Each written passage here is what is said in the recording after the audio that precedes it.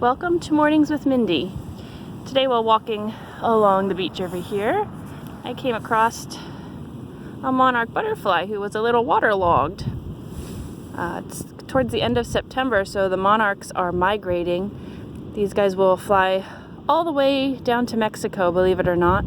It's a huge migration for such little creatures, but they will fly down there and they'll meet up. In the western U.S., the monarchs go to Southern California, but pretty much the rest of the U.S.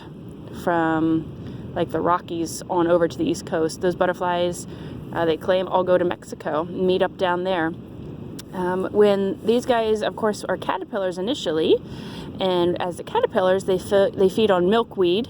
And something that's interesting about that is the milkweed actually has some toxins in it. So as they're feeding on that, it also puts the toxins in their body. So predators don't want to eat them then. So it's interesting that their food is a protection device for them. But like I said, this one is probably got a little bit waterlogged. What they will do, it's pretty ingenious. I'm going to put you over here, buddy, so you can dry off. They will follow the coastline down the East Coast, which is, pretty creative. Talk about navigational skills. But they'll follow the coastline down to get to Mexico. And every generation somehow knows how to do this. Now, from what I've heard, they say that these monarchs, from generation to generation, will roost in the same trees and plants that their previous ancestors had on their migration route, which is pretty incredible when you think about it. How they know that is beyond me, but this one I think is going to make it so they can dry out.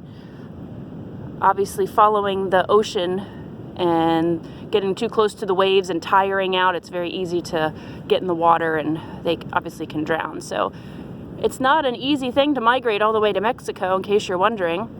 But I think this one might do okay. Just needs to dry out once the sun's out, be able to completely dry out and continue on its journey south. But yeah, that is a monarch butterfly, pretty common here in the U.S., but very pretty. Let them enjoy their morning fall. So if you ever are along the East Coast in September, October, it's usually when they kind of start heading down, you may keep your eyes open for monarch butterflies. One of the houses we used to rent had a bush out back, and it was really funny. Every evening, all these monarchs, hundreds of monarchs, would come in and roost on that same bush. And then the next day, once the sun came out, they'd warm up and fly off. But it would be a couple nights of that in a row. And it's just interesting. So hopefully they keep that bush there so that they can continue to use that as a resting spot on their way south.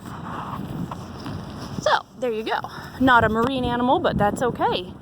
Something that is using the ocean to get to where it needs to be. Very cool. Monarch butterfly, that's your lesson. Beautiful sunrise. Little cloudy, but that's okay. Clouds make the best sunrises. Life lesson. All right, y'all. Till next time. Bye-bye.